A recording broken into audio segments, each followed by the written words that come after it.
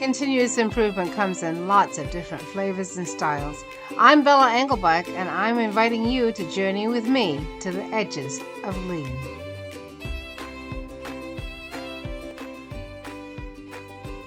Episode 107, Continuously Improving Your Conversations with Clients with Robert Indries.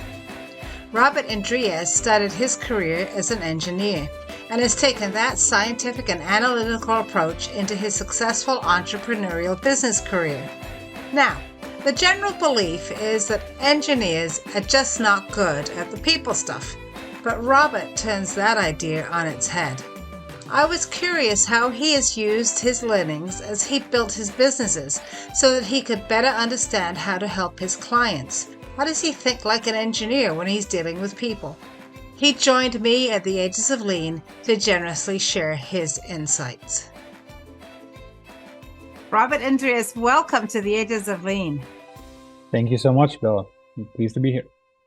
It's very nice to have you here today. Hey, Robert, can you tell us about yourself? You have a very interesting life story. So start all the way back at the beginning and take us up to what you're doing today. So I was born in a very small town in a developing country. I was very fortunate to have a hardworking, loving mother and father. They have probably been my biggest blessings of my life. And alongside them, I had an amazing brother, had an amazing other relatives like my grandparents and so on, which have taught me a lot of values, such as honesty, hard work, and so on. As such, I was allowed to express my desires, and at a young age, at 10 years old, I picked up a book that was called The Evolution of Technology, and I really loved it. And ever since then, I always wanted to be an engineer. So I started my career in engineering when I was very young. Started working on all types of projects for manufacturing plants, for various other types of companies. And then at one point, I turned 18. Then I started getting all types of different offers, traveling internationally, and so on. Long story short, I started my first company around, I believe it's 11 years ago. And since then, now we are at 8 companies in our portfolio. We've had more, however, we build companies and then we sell them off when we get a good price. For example, last year, we've built and grown a company which was called Taplio. It was a very, very good piece of software that we've built. And then we got an 8-figure buyout last year. So that was very good. It was a nice exit. And like that, we had another exit last year and so on. So right now we're at 8. We might do 1 more exit this year and then 2 more next year. So that would give us, we would be at 5. However, we're looking at another venture to add to our portfolio, so we might be at 6. Again, it's always fluctuating, up, down, up, down, up, down. I've practiced engineering for around 1 decade. I was an engineer, and slowly I started getting out of that, not intentionally, but because if I spend my time as an engineer, that time is worth $100 an hour, more or less 150 to 300 as an engineering consultant, right, an hour. However, my time as a business owner is right now at between $2,000 to $3,000 an hour. So I make 10 times more as a business owner than I do as an engineer. So it's just simple math. It's a better use of my time. If we need anything built, we hire engineers and we pay them well. And if we need an 8-figure deal negotiated, if we need, to go into a new venture, if we need to do something, I'm the person that does that. And typically the return on investment on the time spent is very, very high. During this time frame, I've also had the privilege of working with over 300 companies to help them scale, to help them implement processes and systems within their businesses. And in total, we've added over $500 million in value to those companies, which basically qualifies me to have this conversation today, right? So this is the main, let's say, perspective there. I always look at the gurus online and realize after speaking to many of them that they talk a big game, but they haven't built their own eight-figure empires or whatever. They just teach you how to do things, but they've never done it actually themselves. And so I never wanted to be that guy. I always said, I'm going to build my businesses first, or my success, my accolades first, and then I can teach others how to do the same thing. I'm not going to talk from books. I'm going to talk from, in this case, this is what works. In this other case, this is what works, right? And so I have thousands and thousands of data points at this point of what actually works in business. Hence why I'm having conversations like this one and, with businesses all around the world. So it's fascinating to me how many people start out in engineering and then, move into something else. Would you say that as you have done that, and I'm listening to the things that you're saying about what you've learned, that you've maintained some engineering frame of mind there? Do you feel like you still think like an engineer? Very much so. Yeah. Yeah. I see everything like a circuit board. Everything in my life is a circuit board, right? So I see voltages, I see optimization, I see resistances, I see everything there as how things work. It's just, for me, everything is a circuit board. If this, then that, if this, then that, and so on. It's just, everything is ones and zeros to a very large extent. I still code. No one knows this, but when I have some free time, I pick a project and I work on it for a little while, and I keep up with my engineering, let's say, skill set. So I'm much less competent than the people we employ, because they do this all the time and they've been doing it for 15 years nonstop. I've done it as a hobby for the last 5 years, so you can't compete. Just time and effort. But you still enjoy it. It's something I love it. You love it. It's like my favorite part of business. That's good. So, but Robert, when we're talking about business, right, there's this additional factor, which of course is the people, and people don't always behave with logic. They're not always sort of the ones and zeros. They're not binary. So what have you learned as you moved from engineering into becoming a business owner and a business leader? So people are dynamic, but in their way of being dynamic, they are predictable. Every single person is predictable based on their personality and based on their background, based on how they act, and so on and so forth. The people that aren't predictable are the people that have mental issues, narcissists or psychopaths, and so on and so forth. So those aren't predictable because they don't function under normal human guidelines, right? Whereas a normal human would consider something unsayable or undoable, unthinkable, right? A narcissist or someone that's a psychopath would just disregard that. There's many movies on the subject, right? Like people can look at that. However, everyone else is very predictable in what they will say, what they will do, how they will act, how they will react to something that you do. And so that's one.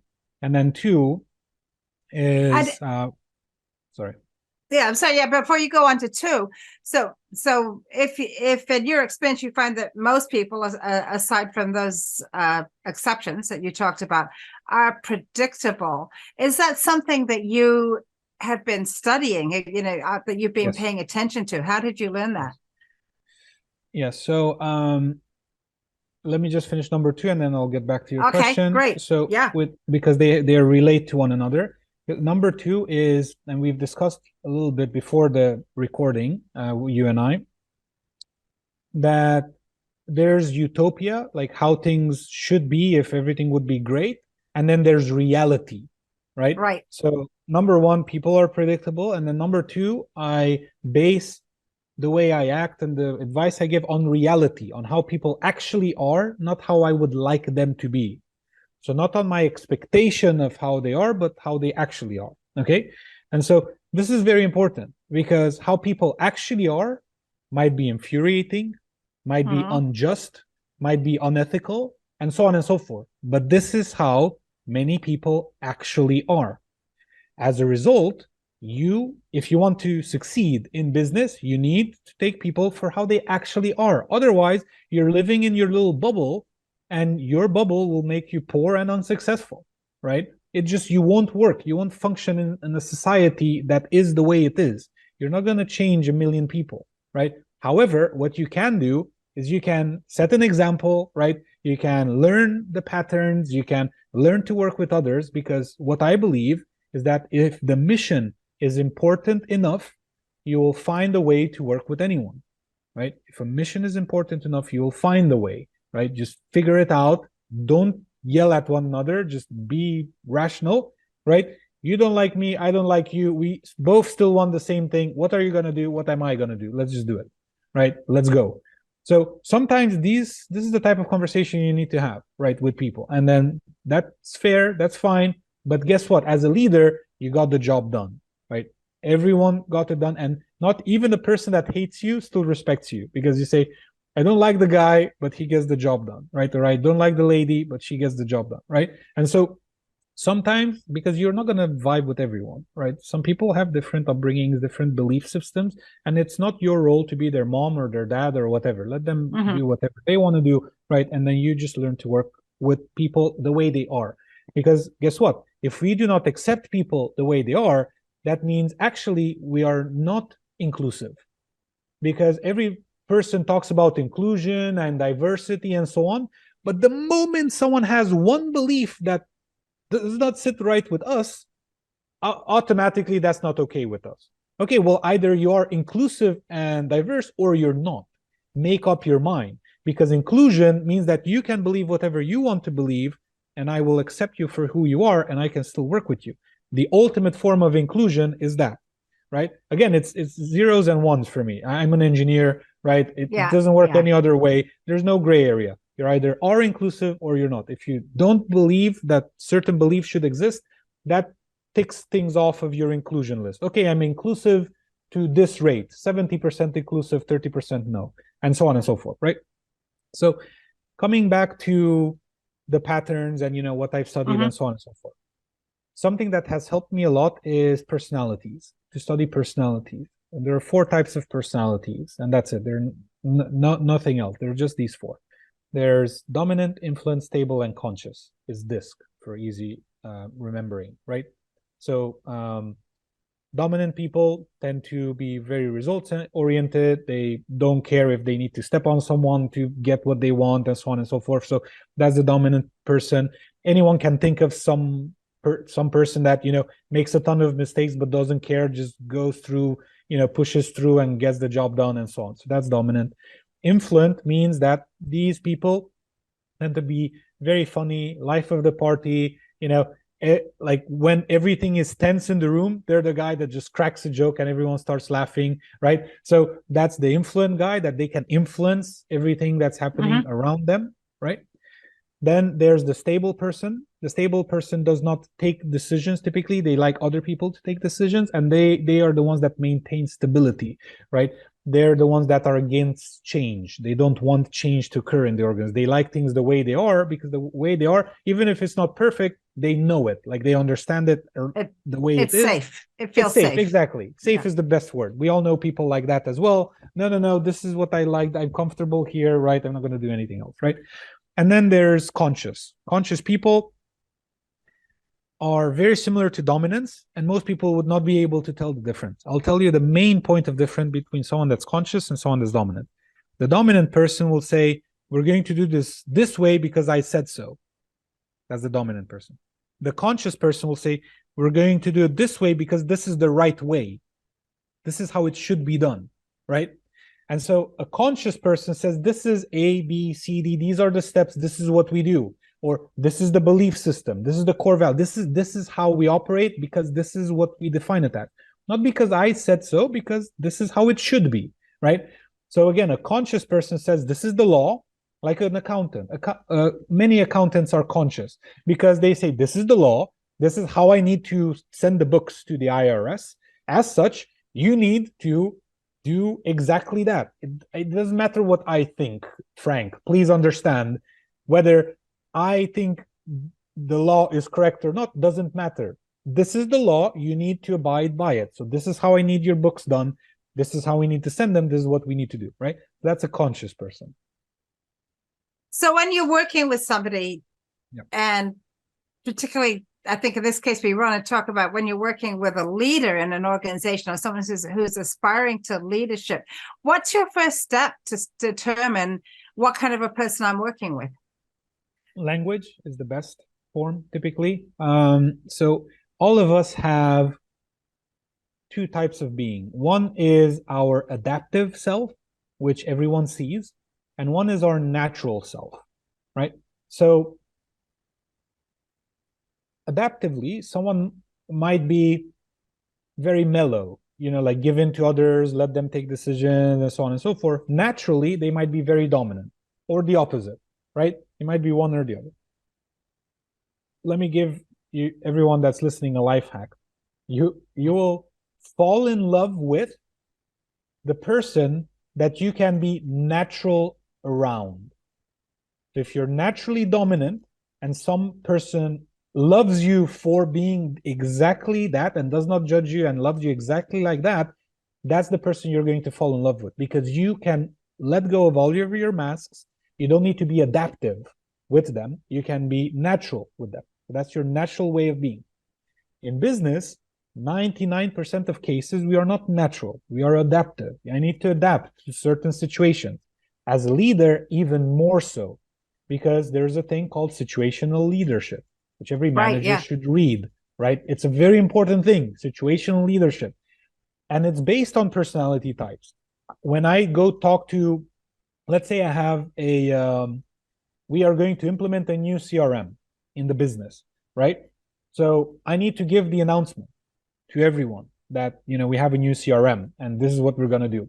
I go to the dominant person, like, I got you a piece of software that'll make you spend, half of your time doing admin work and just use that time to just talk to clients, close deals, make more money. What do you say? Like, perfect, amazing. Okay, then something else. For the influent, I go to the influential person. We're just adding a new CRM. It will allow you to automatically do, the grunt work of following up with people, and will schedule calls for you so you can spend more time talking to people rather than just figuring out what to message them. The influential, my God, yes. Which is what they want to do. Exactly.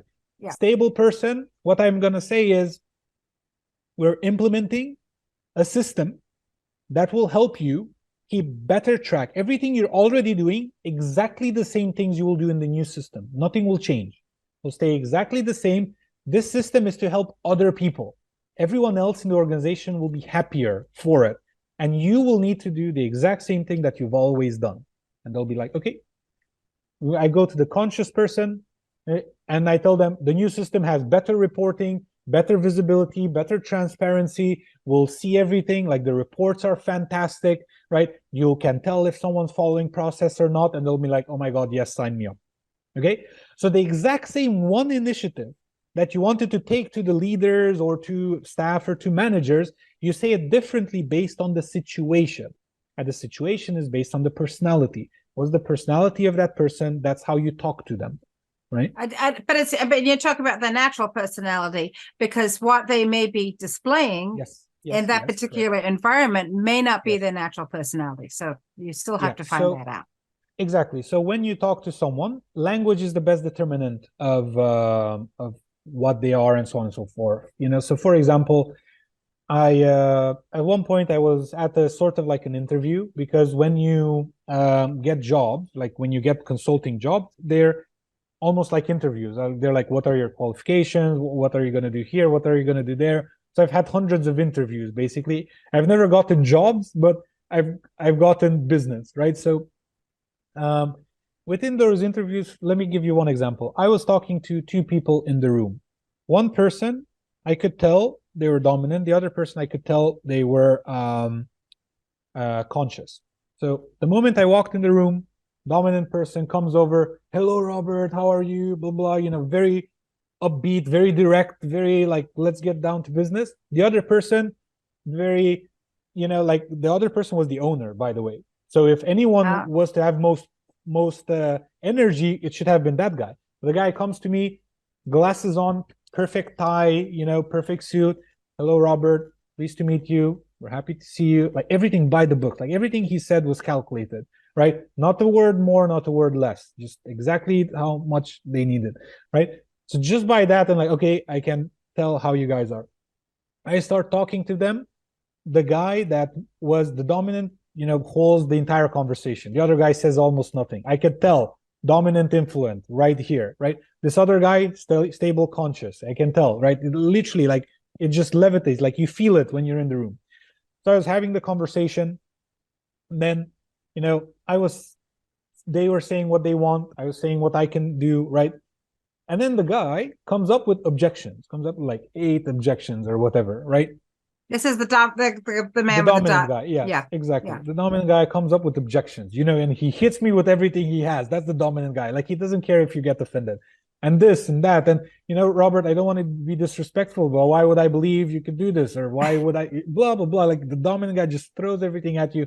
I love them because it's so much easier to work with someone that just tells you in your face everything you need to know. So he just tells me everything, and I take down all of the notes, I take all of the objections, and then I take them one by one. So I say, okay, in total, and I tell them. So I asked, is there anything else you want us? Any other objection? Anything else that's on your mind? They say no. Okay, perfect. They say, okay, I have a total of 8 objections that you brought up. The first one was this, and I say, this is why that's not going to happen. I say it proactively. I look at the guy's face when I'm talking. Number 2, this. And I tell them in his face. As I was going through it, I was doing 2 things. Number 1, the guy started laughing. Like he couldn't help himself. He was loving it. Like he tried to be like a very rough guy, like very cold. But when he saw me, how good I was in it, like he just dominant people love meeting other dominant people because only we can tolerate one another. It's just very difficult to work with them, right? Because they just overpower anyone in the room. When there's another dominant person, they just clash and then they just respect one another. That's how the dynamic works. So I was just telling him everything and so on. So what I did, number 1, I got that guy by my side because now he sees I know what I need to do and I'm willing to talk back and say, this is what needs to happen and this is why. And the other guy that's conscious saw that I have a system. And I'm not just talking out like randomly. I took everything down. I took note. I took everything one by one by one. In that one conversation, I was talking to both of them, even though I was just watching one. And so both of them loved me. The next day said, Robert, we want you on, right? And so that's how you know. From language, from how they are, how they dress, right? And then you can guide your speech or whatever it is you need to tell them based on their personalities. I think for a lot of consultants, particularly people who are new to consulting, and I know there are folks who listen to this podcast who have, left their job, their paying job, and gone into consulting and coaching. Those first few times of going in to something, as you say, it's like an interview, but it's not an interview. But going in and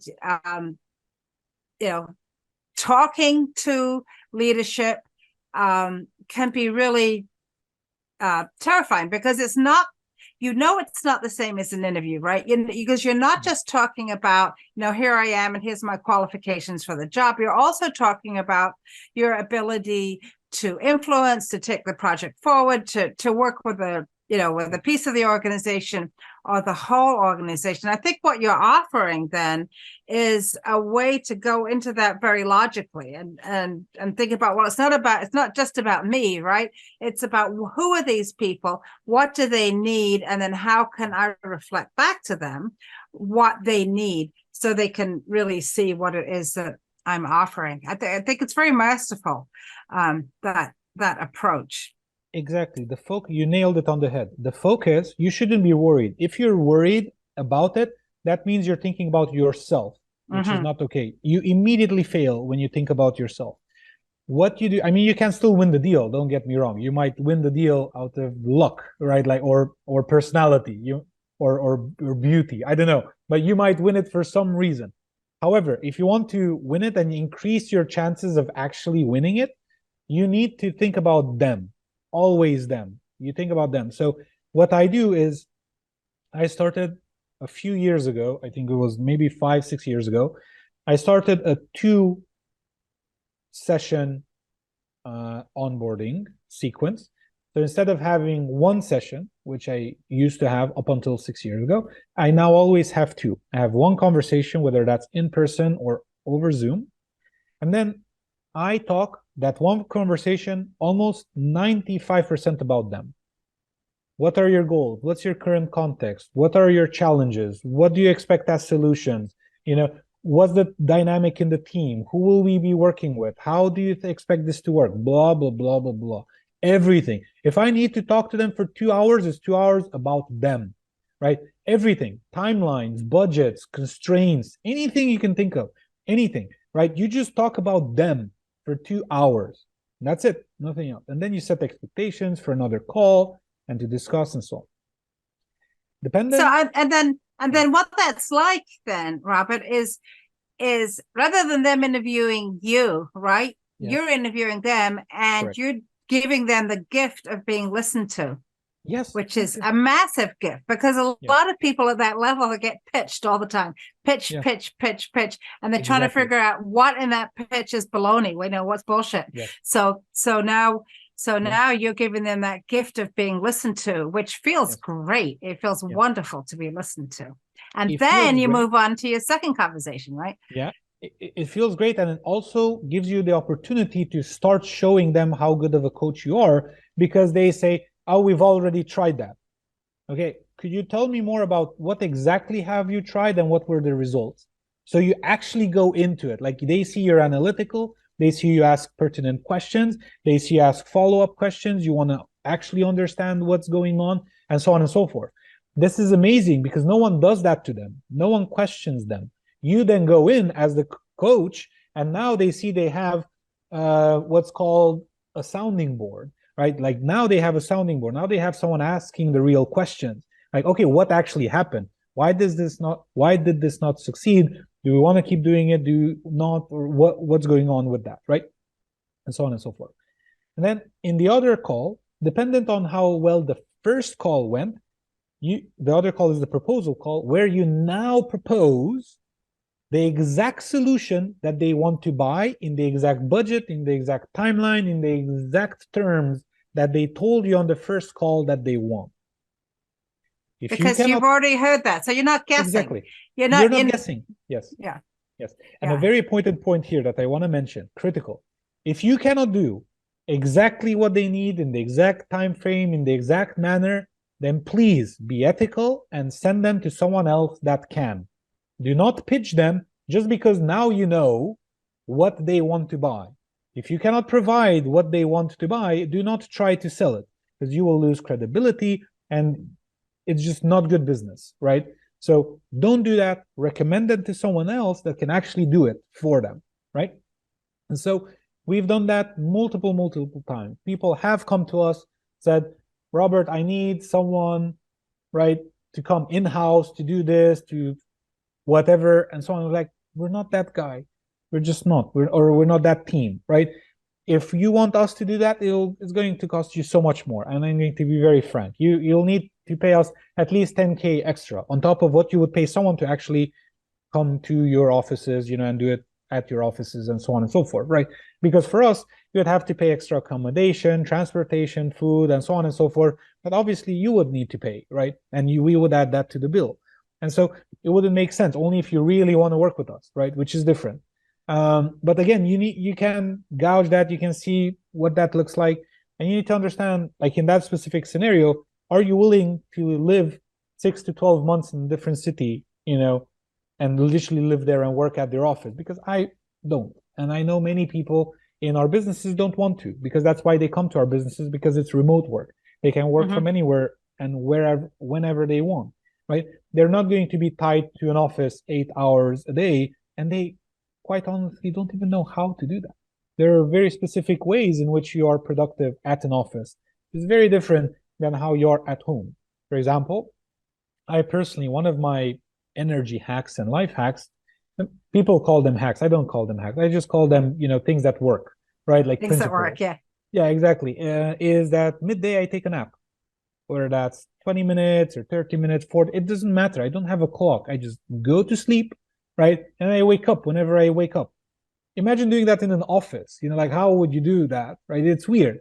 And I did do it. I did do it at offices. Whenever I had to go to an office, I would just literally put my head on the table and just sleep, right? I would take a pillow with me and I would just sleep. And management was like, Robert, you're sleeping at the office. Like, and? Well, it doesn't look good. And? Well, maybe you should stop doing it. Well, do you care about the looks, or do you care about the results? Because I thought you hired me to get certain results.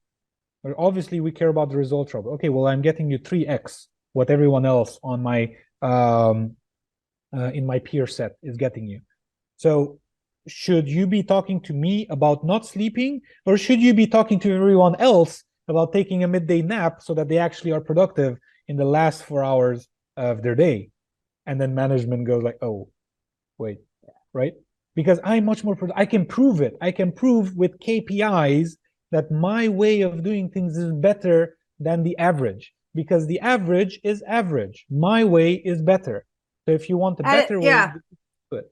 And in fact, the average is less than average, right? So, exactly, this idea that if you're going to spend 8 hours seated at a desk behind a laptop, staring at a screen, doing who knows what, there's not a ton of productivity in doing that. But I swear, but somehow managers think that's the way to work, right? And there's this call back to the office now, so you can see the people sitting at the desk staring at the screens. Yeah, go on. I kid you not, this is one of the funniest things I've ever seen. I was at the offices of on site of one of our clients, and I was just roaming around, like just doing my stuff as a consultant. And at one point I look at someone's screen, and they're browsing shoes. I clearly remember it. It was like boots, and I was looking at them, and I'm like, excuse me, what are you doing? And she's like, oh, I just need some winter shoes. I'm like, but you're at the office, right? And she's like, well, yeah, of course, I'm not gonna I'm not going to take this out of my own time. And I heard that, and I'm like, oh my God, that's crazy. But she not even didn't even think, it's just, of course, I'm not gonna use my free time to browse for shoes, like to do my shopping. Of course I'm gonna do it whilst I'm at work. And I'm thinking like, oh my God, I love you so much for being so honest with me. That's just, obviously I didn't tell anyone about it, because that's, it wasn't my, and I appreciated how honest they were with me, and I didn't want to, step on that. But that was just crazy. I think from a lean perspective, we'd look at that and say, well, if that person's doing that, well, what's the reason for that? Well, maybe they actually don't have work to do right now. Maybe, whatever the flow of the work is, the work hasn't flowed to them yet. Or perhaps they have work to do, but it's horrible and they don't want to do it now. And no one wants to do the horrible work. But, they could. There are lots of reasons, or it could be, what you were talking about, which is that our brains actually cannot focus for extended periods of time. We need to take those steps away, whether it's that nice nap or a walk or whatever it is. Yes. Our brains actually need that. We can't stay focused for 8 hours at a time. I do that midday. I take a break. I have lunch. I have a very satiating lunch, a lot of protein, a lot of nutrients, fibers and so on. I eat a lot. And then after that, I take a nap, right? And so I see many people after lunch, they're like lethargic, they like slow and so on. I'm like, what's wrong? It's like, well, I'm still digesting, I'm taking it slowly. And so I'm like just take a 30-minute nap and then be incredibly productive for the rest of your time here, right? And that's it. It's just so much simpler to do it that I mean it is for me. So that's what I do. So Robert, you would be bringing pillows into all your clients. Yes. Okay. Let everybody take a nap. Yeah.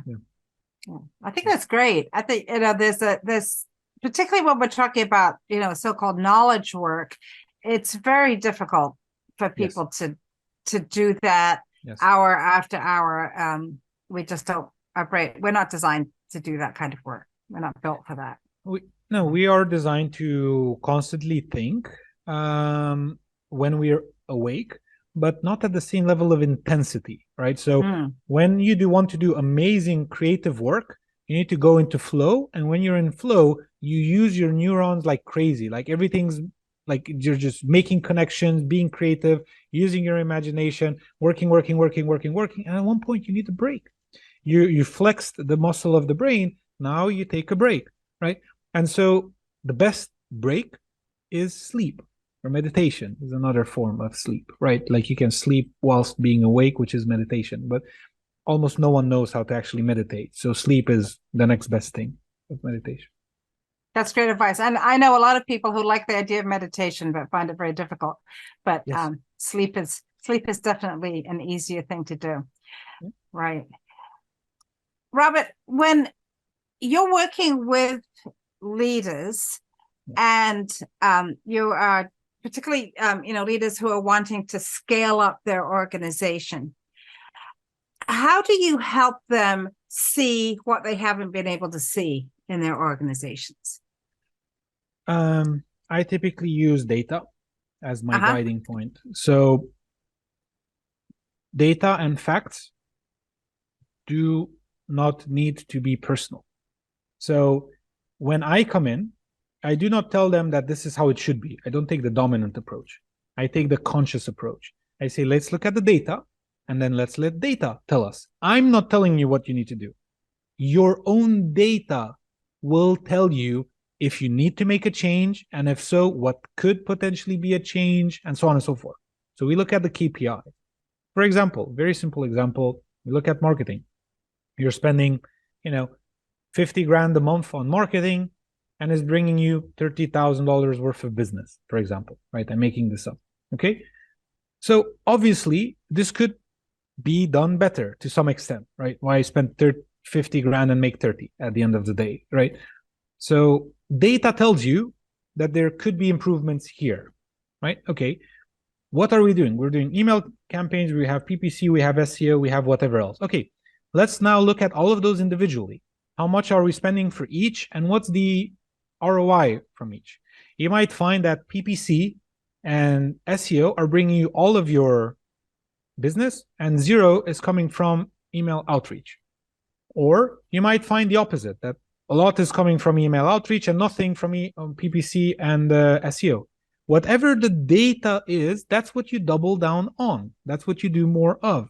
Everything else you do less of, or you try multiple other things in those channels, because obviously those channels aren't working, right? So let's say you spend 15 grand on each of these channels and two of them are making 30 grand.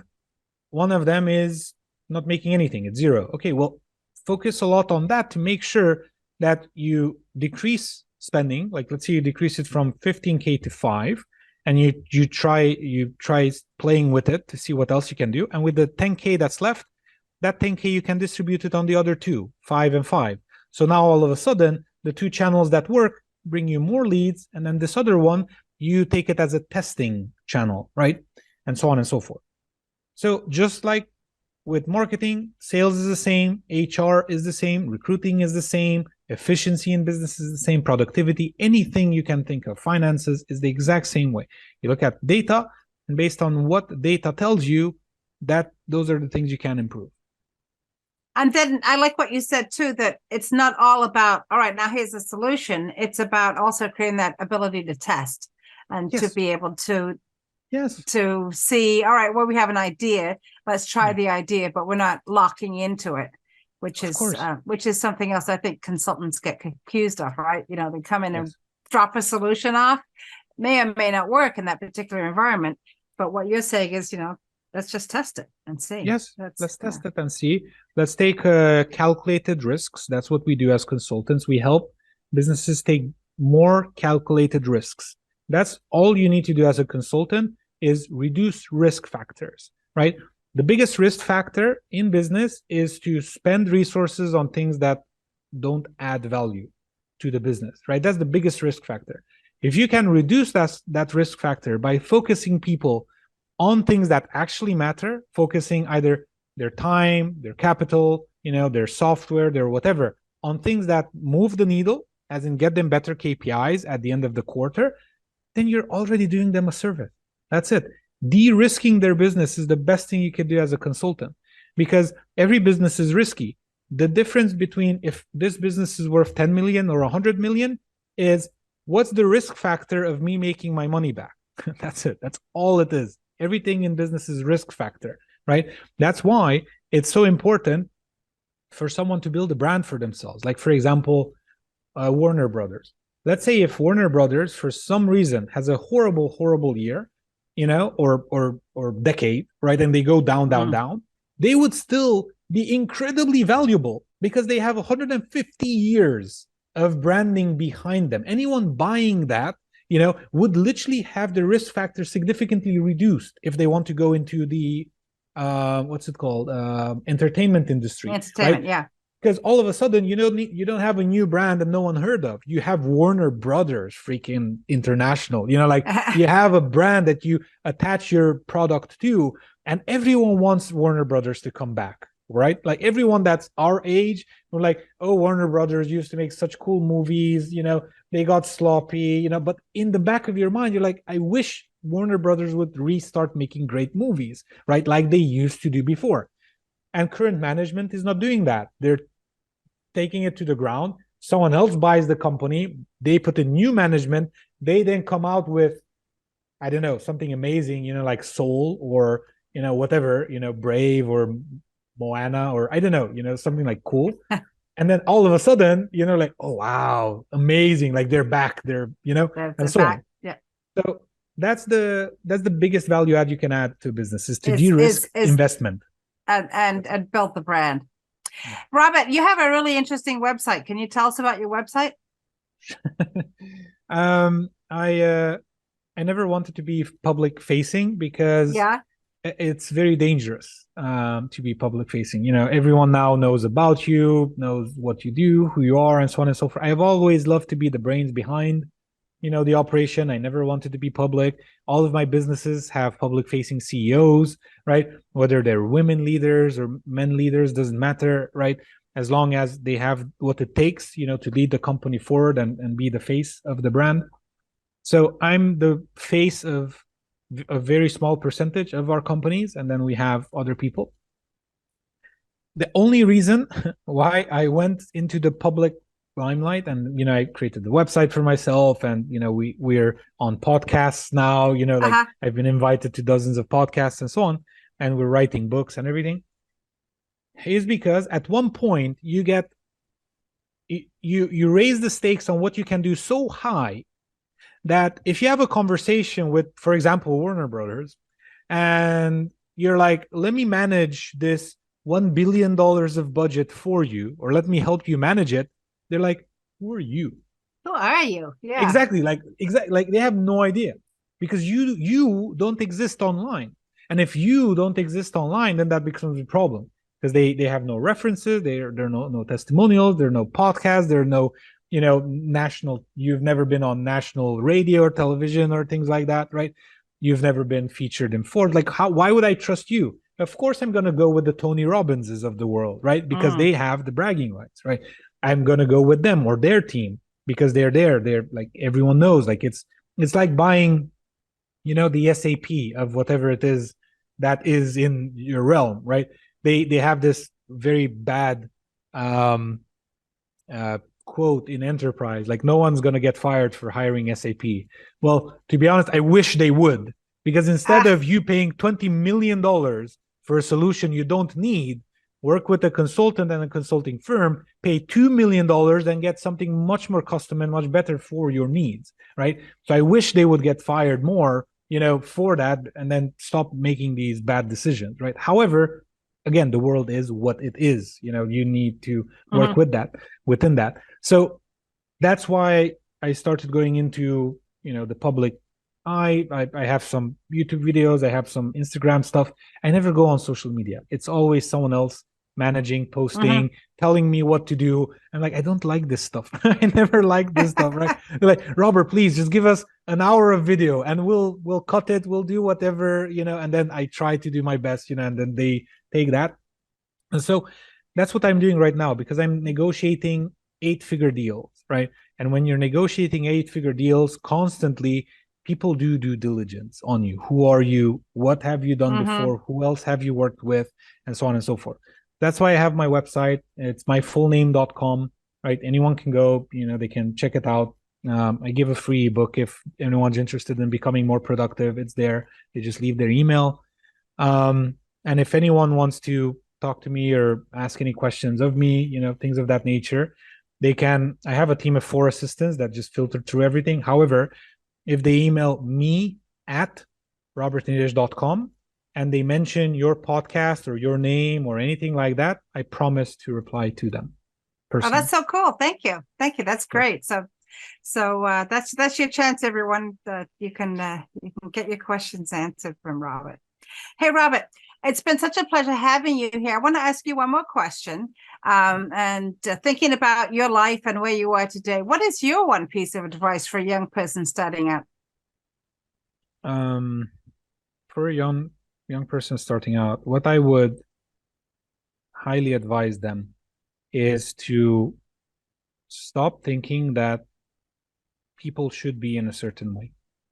That is one of the biggest things that hold people back, because they believe that leadership should be like that. They believe that, I don't know, women should be this, or men should be this, or people should be this, or whatever, right? They have certain beliefs that say this is how things should be.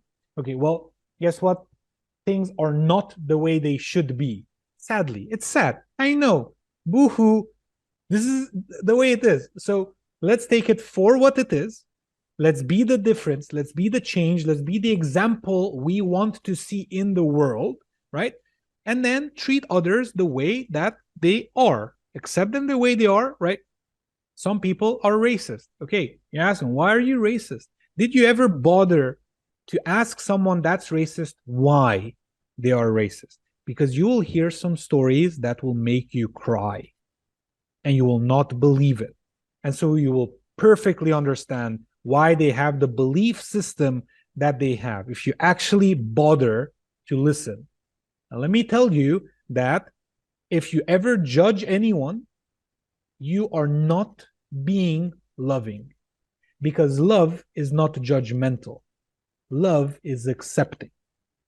Divinity is accepting of you, of the way you are, and allows you to make mistakes and sort of confess your mistakes, and then hopefully, make amends for your mistakes, and so on and so forth, right? God does not, send a lightning bolt to kill anyone that just did something wrong. He does not do that. You insulted someone, you saw how they reacted, you saw that wasn't good, you have now a chance to meditate on it and go back and say, I'm sorry. I was angry. I did not want to say that or do that, right? You're given a chance to do that. And so judgment is not reserved for you. Judgment is reserved for someone else. Let whomever has the power of judgment judge. You stop judging people, right? Because that's not your job.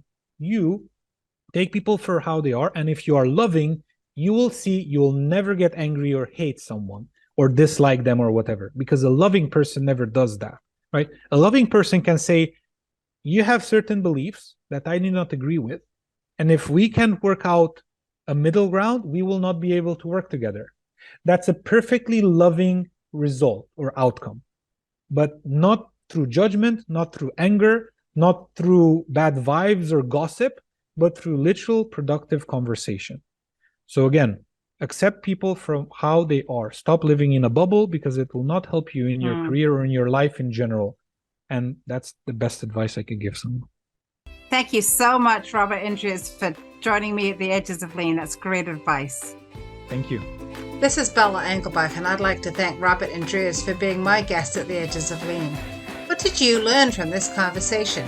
What ideas did it spark? How do you listen well to your clients and colleagues? We would love to hear from you. You can find Robert at robertandreas.com or on LinkedIn. Remember, if you mention this podcast or my name in a conversation with Robert, you'll get a free book. Find me on LinkedIn or at leanforhumans.com. Or comment wherever you watch or listen. And check out my friends in the Lean Communicators community at leancommunicators.com, where you will find lots of great new content every week. The Edges of Lean is written and produced by Bella Engelbach with support from Podcast Inc. This is a Lean for Humans production.